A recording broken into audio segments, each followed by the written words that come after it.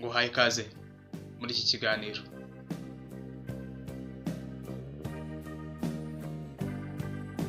Uyu ni umwanya tugiye kubagezaho amavu n'amavuko n'amateka uzamuka umuririmbyi witwa Israel Mbonyi. Israel Mbonyi Cyam azwi nka Israel Mbonyi yavukiye mu Burasirazuba bwa Repubulika Iharanira Demokarasi ya Kongo. Israel Mbonyi yavutse ku itariki 20 Gicurasi mu 1992. Avuga ku mubyeyi w'umukongomani ariko akura mu Rwanda, aho yize akanagura impano ye y'umuziki ndetse no kuririmba.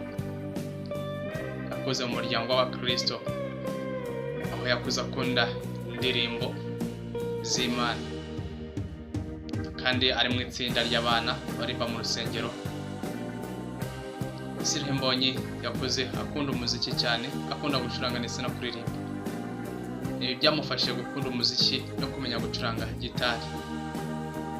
Tugaruka ku rugendo rw'umuziki uko yazamutse, ese ni gute yatangiye. Nguhaye ikaze muri iki kiganiro.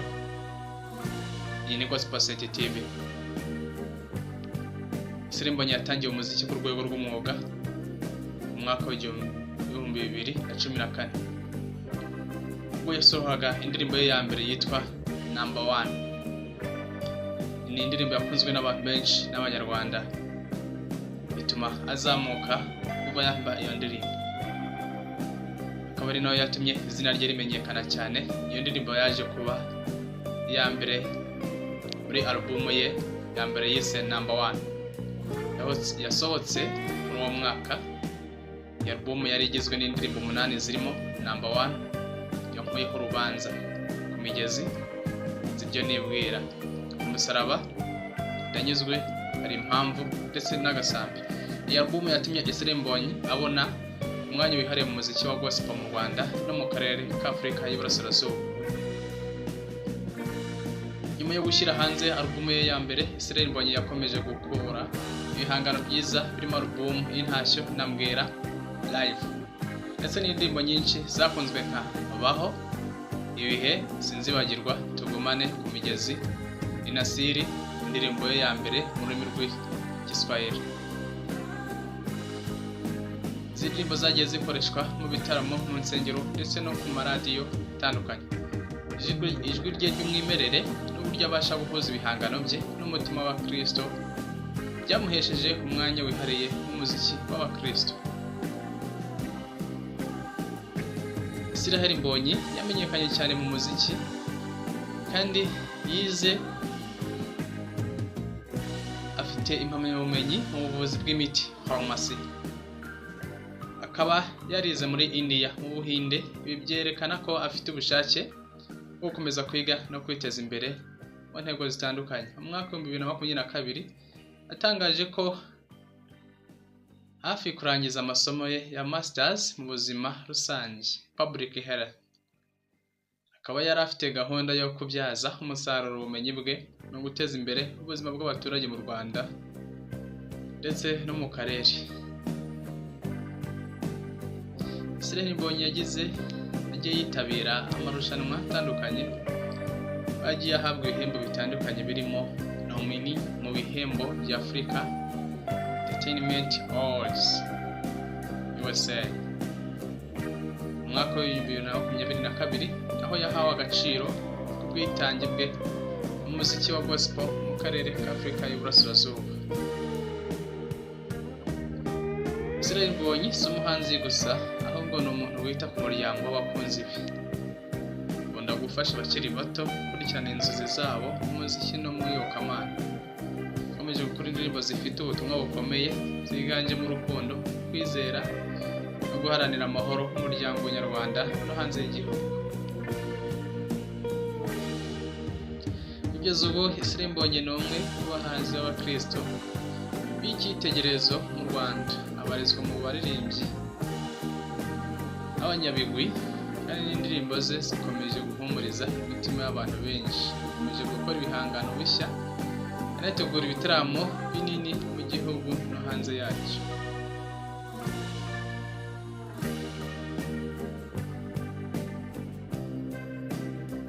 guha ikaze muri iki kiganiro.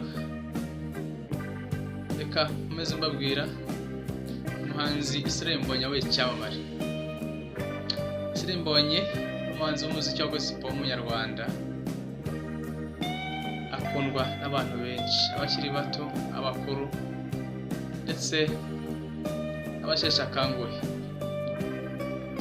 Mu gihe cyo kwiga amashuri abanza n'ayisumbuye yagiye yitabira amarushanwa y'indirimbo y'abana, aho yamenyekanye kubera ijwi rye ryihariye n'ubushobozi bwo guhuza indirimbo n'ubutumwa bw'urukundo no kwizera. Ubwo bwiza bw'umuziki bwamufashije gukomeza gukurikirana inzozi ze. Israel Mbonyi yigeze ahagarika umuziki nubwo yari mu mashuri. Yagiye yitabira ibikorwa by'itorero, ayobora itsinda ry'abaririmbyi n'abana bato, anafasha abandi kumenya gucuranga no kuririmba neza. Ubuhanga bwe mu muziki bwamuhesheje kumenyekana mu Rwanda. Mu mwaka wa 2014 Israel Mbonyi yasohoye indirimbo ye ya mbere yitwa Number One, izwi cyane mu bakristo. Iyi ndirimbo yamuhesheje kumenyekana ku rwego rw'igihugu ndetse no ku karere. Iyi album ya mbere yari igizwe n'indirimbo 8 zirimo Number One, Yankuyeho Urubanza, Imigezi, Nzibyo Nibwira, Umusaraba, Ndanyuzwe, Hari Impamvu n'Agasambi. Iyi ndirimbo yatumye abantu benshi batangira kumumenya no gukunda umuziki we. Nyuma y'iyi album yagiye akora izindi ndirimbo zakunzwe nka Baho Live, Ibihe, Sinzibagirwa, Tugumane, Imigezi, Ni Nasiri n'izindi. Izi ndirimbo zagiye zikoreshwa mu bitaramo, mu nsengero ndetse no ku maradiyo atandukanye. Ijwi rye ry'umwimerere n'ubutumwa bw'indirimbo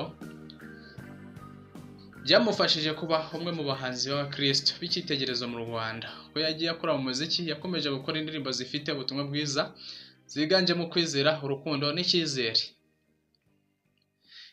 Israel Mbonyi ntiyibagiwe n'uburezi bwe. Yize ubuvuzi bw'imiti bizwi nka pharmacy muri India mu Buhinde, ndetse akora ko ashoboye ngo arangize amasomo ye ya masters mu buzima rusange bizwi nka public health. Ibi byerekana ko afite ubushake bwo gukomeza kwiga no gutanga umusanzu mu guteza imbere ubuzima bw'abaturage.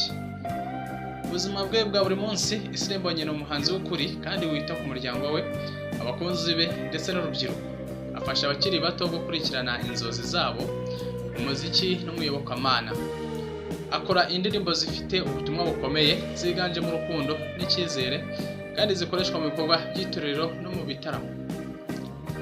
Israel Mbonyi yagiye ahabwa ibihembo bitandukanye ubwitange bwe mu muziki wa gospel, harimo kuba nomine mu bihembo bya African Entertainment Awards USA mu mwaka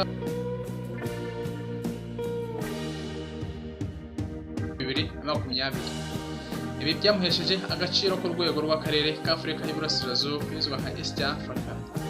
Kugeza ubu Israel Mbonyi ni umwe mu bahanzi b'abakristo b'icyitegererezo mu Rwanda. Indirimbo ze zikomeje guhumuriza imitima y'abantu benshi kandi akomeje gukora ibihangano bishya no gutegura ibitaramo binini mu gihugu no hanze yacyo. Ubuzima bwe bwose bwamwigishije gukunda Imana, gukora ibyiza no gufasha abandi. Yabaye intangarugero urubyiruko rwinshi, anashishikariza abakiri bato gukoresha impano zabo mu buryo bwiza. Umuziki we uhuza abantu, ukabigisha kwizera, urukundo no kubana neza n'abandi.